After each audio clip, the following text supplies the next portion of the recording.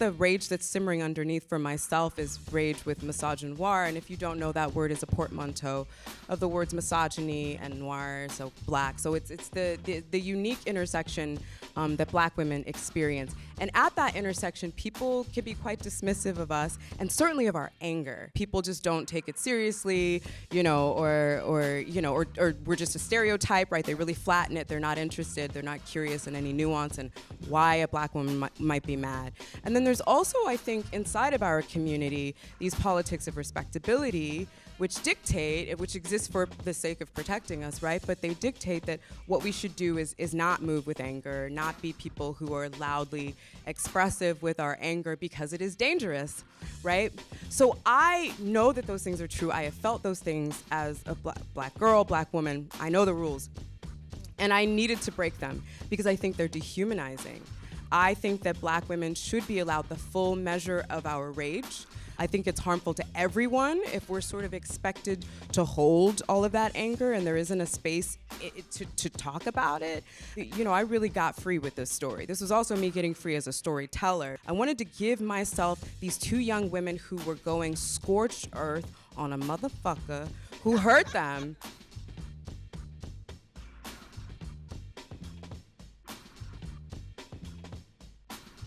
Being that this was once and is a play adapted into film, also directed by you as a directorial debut. Listen, first, you hit it out the park, home run. Thank you. How is it that you did that? I mean, as this beautiful, amazing black woman, you wrote it and you directed it first time out the gate. How? Yeah, well, I had to have the support of other people, right? If the producers I worked with, which is the folks at Viva Mod, Tessa Thompson, Kishore Rajan, Reva Marker at Linden, and Janixa Bravo, of course, if they hadn't been supportive, I wouldn't have done it. And in fact, thank you. Yeah, please give those women a hand clap. And in fact, Janixa and our mutual friend, Jeremy O. Harris, were the ones who said to me that I should direct it. I wasn't thinking about directing it, but they were like, this is your story, you should do it. Yeah. So that was the first step, and it was like a switch being flipped, right? And then there was the task of adapting the text, which took some time and some learning because the rules are different from the stage to the screen. Logic works differently from the stage to the screen. And when I first started, I hadn't had any screenwriting experience. But I was in a couple of writers' rooms, read some scripts, and got to learn the rhythm and the rules of screenwriting. And then, directing was, again, a lot of support on the front end, a lot of people like, you can do this, and I was just thrown into it. Definitely a baptism by fire. I see what you did there. I see what you did corny, there. But I had to do it. No, you can clap for that. That's an amazing story. Like, for the dreamers and the doers out there, like, it really means something to hear that. Not only was this the first time, but it was the creatives around you to also push you forward because they believed in you that much and your work that much. That's incredible. It's tremendous, yeah. Yeah. Do y'all feel supported like that in this industry? Oh, but it's real. It happens. Don't worry. Hold on to hope. Now, the title, that alone, it has questions, it has answers, it has a lot in it. But what does Is God Is mean to you in this story? And what do you hope that they wrestle with when they heard it and now that they've seen it? Yeah. So in the story, Is God Is exists as both a statement and insistence. And we feel that insistence through Racine primarily, right? The minute she finds out this woman is alive, there's a spark that's lit in her. Her mother gives her a mission, and she goes on that mission. And her fuel throughout the mission is God, is the existence of God, and also the way that God brings her into being. I think she feels that her life in the shadows has come to an end, and she's fully flesh now that she has seen and met her mother. So Is God Is, right? That's for Racine. For Anaya, it's a query, and we feel that throughout the story. I think that she's unsure, if they should be going on this journey. What does this woman want? We're being used, So it's the doubt is also inside of it. So those are the things that I was thinking about. I also like that it sounds like goddess if you say it, the last two words. quickly. And there's a lot of, obviously, like, iconography and symbolism from Christian mythology inside of the story. I think that if we zoom way out and we think about God, there's something to be said about doubt when one has been tasked with something that feels like it's coming from a higher power. And I also think there's something to be said about who we edify, because inside of the movie there are different people who are treated like deities. The man certainly is. There's a whole altar. It's literally an altar to him. Right? And the mother, as we see. So there's many, and people have interpreted it many ways, and I welcome those interpretations, It also sounds strong. I will say, as a nerd for how language sounds, there's something about the monosyllabic that I really dig. So. Yeah, we love it. And I also love that I've seen like a visual, almost like a graphic, where it comes across. And like across. Yes. Mm-hmm. It works really well. Good idea. You. Good job with that. Mm-hmm. Now let's get into God. Okay. As a Black woman. Okay. Specifically Vivica A. Fox. Yes. Yes. The one and only, the icon. The icon. Mm-hmm. It's just really cool to see. First of all, you're a full cast, and we'll get into that. Mm-hmm. But the idea of God as a Black woman, can you dig into where you're going with that and what that mythology means? Sure. So I didn't start with mythology. That really came out of story. That really was that these twins encountered this woman and they name her God. So I wasn't trying to, impart any wider wisdom, to be very honest. It was about, and very simply, and I think that I love that. That's the way I like to work, is like, what is the story doing? Yeah. And don't let all these other things get in the way, and don't try to be fancy. Let the story tell you what it wants to do, and then you can zoom out and see what else is happening. So we started there, right? It starts with a character who has this thing that I think is quite quirky, that if this is the person who made her, then she's God, right? And then those other ideas, which I shared just now, sort of come into play. But as far as a Black woman being God, there is this saying that maybe you've heard: the Black woman is God. People say, has anyone heard that in this room? Okay, thank you, Black folks. Okay. Louder. No, I'm just So I think that what that saying is meant to do is to acknowledge that scientifically, right, all of creation comes from the body of a woman in Africa on the continent. But also, I think that there's an attempt to restore grace and dignity to Black women because we are so often not afforded that in society. So it's a giving of flowers, I think, that saying. And I wanted to do that, of course, in this movie, and I understand, right, the overlap and the parallel, and I think it's exciting. I think it's fun to see this woman who has had this terrible thing happen to her, and in her resurrection, she still insists on beauty. Right, she's still there. There's a hint of a halo that I really wanted. There's an air to her. There's a register, an epic register that she's given very intentionally. So I'm thinking about that inside of the narrative, but also as a Black woman making this film and feeling responsible for these images, I felt a lot of there's a lot of thought given to how this woman is represented as a God, right, and as a Black woman. So I can say a lot more about that, but I'll let you. I'll stop. No, I want you to say a lot more about that. It's good to me. Is it good to y'all? I guess it's just like that. I really didn't. There's a version of this where she could have just been very burned and bedridden and sad, and it could have been these really hyper realistic burns. But I didn't want that, right? Because I think that the posture of this film is that these Black women endure suffering and trauma, but they're moving, right? They don't know they're in a tragedy. And she's still insisting on beauty for her person, for her body, with her nails and her hair getting braided. I think she's getting her hair braided to go and meet her death, right? And that is true of Black women. I think that through it all, in spite of European beauty standards, we still insist on our goddessness, and we still adorn ourselves, and some of that is resistance, and some of it is just love of adornment, So, yeah. I love it. Okay. I'm just so excited to see your mind specifically, giving us this type of art and being so intentional about the smallest thing, because I felt that. Did y'all feel that as she was getting her hair braided? And Yeah. We love you, girl. Okay, You're thank so you. brilliant. I'm so glad y'all love me. Yeah, girl. We love it, right? Like, I'm not alone here. Okay, I thought so. I've seen it 3 times already, y'all, and it ain't even out yet. It's just a privilege, you know? So I would love to talk about so many things, honestly, but let's talk about the very specific energy for the women being the center of this story. What did that mean to you?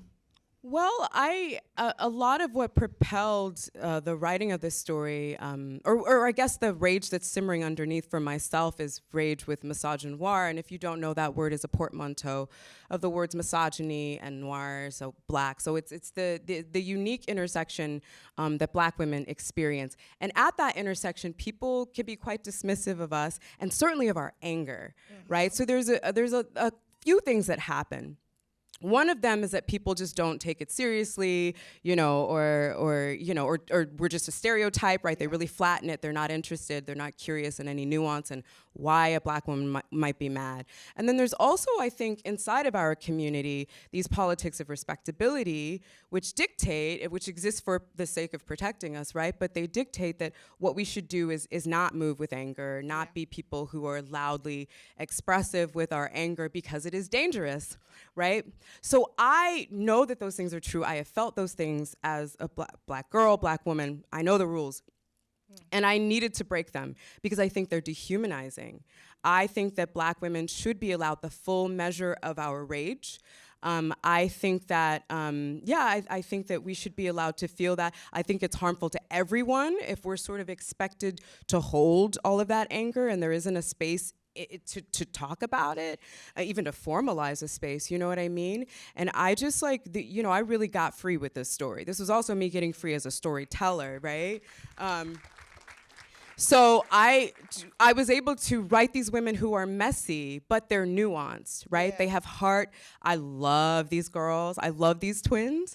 And I just really wanted to give myself first, because, in my first audience, I wanted to give myself these 2 young women who were going scorched earth on a motherfucker who hurt them. I needed to see that because I've read The Bluest Eye, which is gorgeous, right? But it's painful. All the stories, we know so many of them. They're beautiful, but they're painful. And I also think that people who are not of the community sometimes are addicted to a certain posture for Black women in a narrative. They think that's what we're supposed to be. They you know what I mean? That's easy for them. And so I like to challenge people. I like to be disruptive of problematic norms. And I could just feel I was being wild and having a good time. Yeah. So I just went for it, totally profane, totally bloody, and I just like this. I'm not just sitting around trying to be socio-political. This is all on the back end. I write a story I fucking like, and then I ask myself, why do you like it? Then the critical lens clicks in. What are you doing? What are you up to? And it works. Okay. Yes, Thank ma'am. you. Yes, yes. And to that point, I just live for the full-on experience that we had of Black girls getting to be bad on screen. It's a little bit scary, but also completely fully justified. I was like, yeah, girl, put that rock in the sock. I get it. Let them know. Swing it around. It felt like a catharsis for me, for sure, to be able to fully enjoy the badness of it all. Aleshea, I want to know, what do you want to say to the Black girls out here that get the satisfaction of seeing on-screen badness through your work? I want to say to them that that anything is possible, and that by that I mean that feeling the full measure of your feelings is possible. It comes with a risk, right?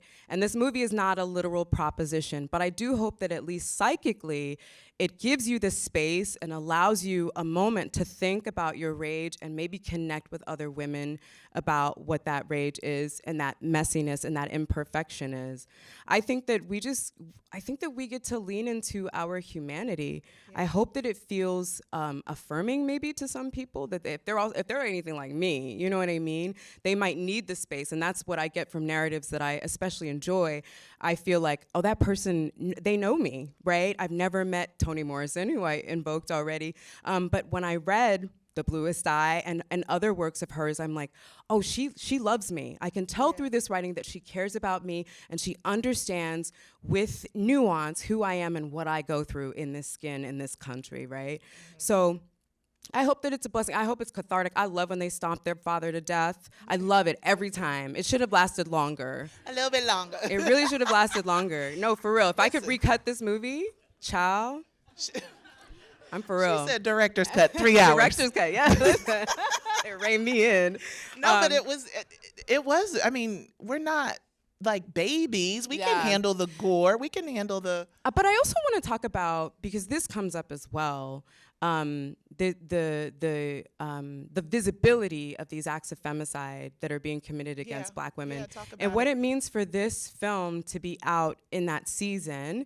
And these are real questions I have. I don't have answers, but I am sitting with, like, what does it mean to have this movie and want it to be both something that people are thinking deeply about, considering things like trauma and abuse, but also just a kick-ass, good time. Do you know what I'm saying? Yeah. And I wonder sometimes if we get to have both, because as marginalized people, we know that there's a lot going on, and race is content. So I can't receive Is God Is the way that I would receive Kill Bill. It's just it's a different thing, Yeah. So I don't have answers, but I do think that there's something there to really think about. But I hope women take care of themselves. So, just to keep answering your question, I hope that Black women, especially, I hope all women really take care of yourselves. And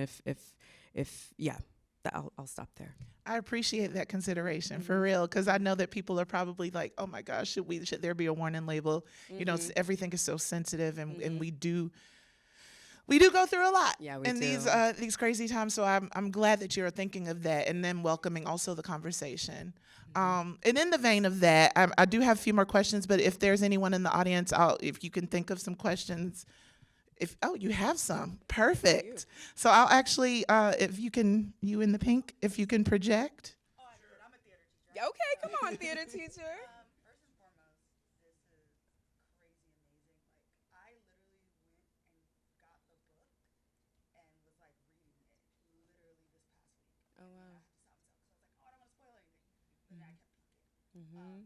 I think this is a casting question, but I don't know how much involvement you had in casting. I think it's very interesting that, mind you, you have Sterling K. Brown, which we all know as This Is Us, great Mr. guy. Squeaky Clean. And then this is literally, I hate to say this is my favorite performance of his ever. I like when you have these nice actors who play mostly nice characters, and then you get them to do the whole complete twist of it. So what was that process of possibly discussing that with Sterling? Sure, I don't mind at all. So she's asking about casting Sterling. So this was very intentional. I know the way that Sterling exists in the consciousness. I know what people think they know about Sterling. And he was very excited to be subversive by placing him in this role. The script calls for a man who, when we finally see his face, is like Obama, right? He's meant to be unassuming. It's meant to be totally surprising. And I didn't have that in the play, but I found that. I think that's one of the gifts of this movie. The deliciousness of really letting this man be a man who moved to suburbia and tried to paper over all the fuck shit, But he's things start to creep out because he is who and what he is. But yeah, Sterling, he's got that accent going on. He put his foot in that role. He was so excited. The first time, the only discussion we had was just him, so excited, almost pumping his fist when he and I were on a Zoom the first time, I think he was excited to show people this color. And he's, again, nuance. I'm a nerd for, it has to be nuance. He could have just been black, white, right? And Racine and I could have been good, bad, but I don't play those games. I like to sit in that complexity. And I think he did such a tremendous job of conjuring this man. Yeah. So yes, very intentional to cast Sterling. Thank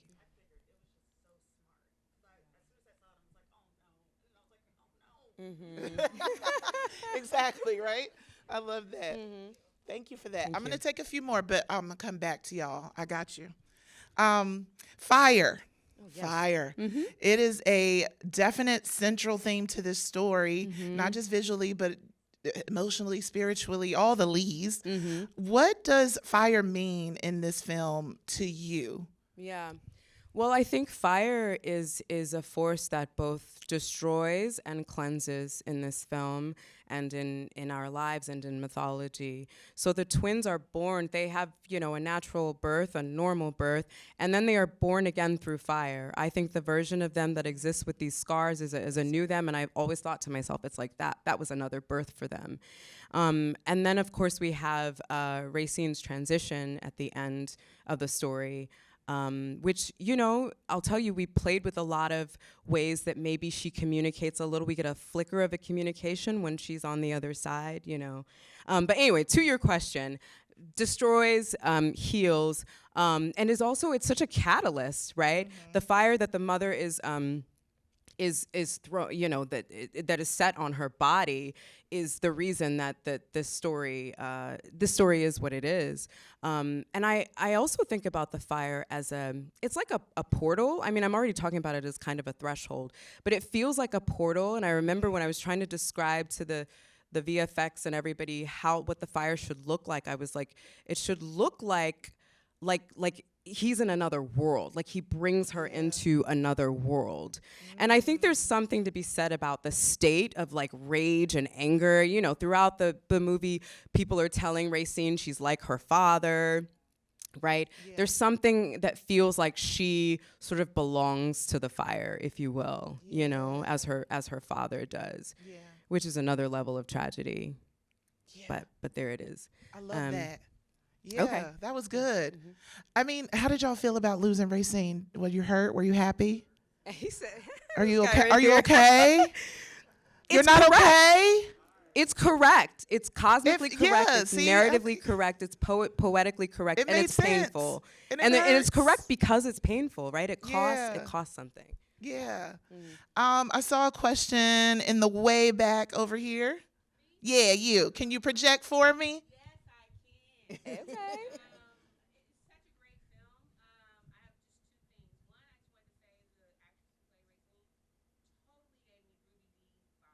We love Kara Young around here. We do. Mm-hmm.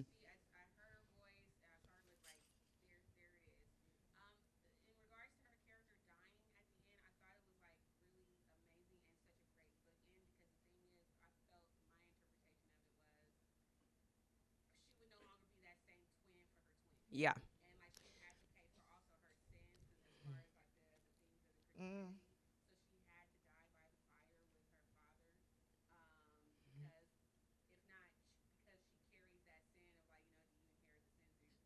Right.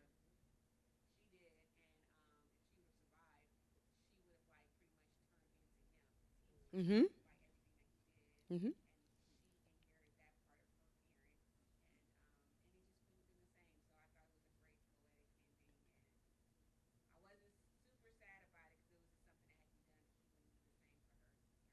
Right, and Anaya could not have lived a normal life if her sister were alive. She could not have rocked that baby and walked into the sunset. That's not what it would have been. Thank you for that. Yeah. And also she would have walked away had she lived because Racine had already went back on her promise that it would be no more blood. So I feel like she had kind of cut the ties then. And like if she lived, they probably would have been.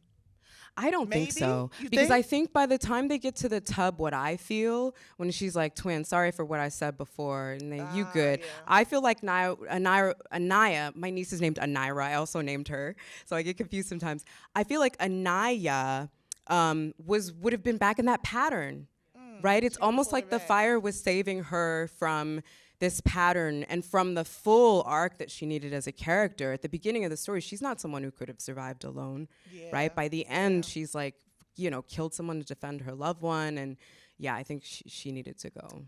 Oh, Racine. Yeah, Racine. We love you, girl. We Yeah, do. We do. We do. I see you way, way over here at the end with the glasses. Yeah.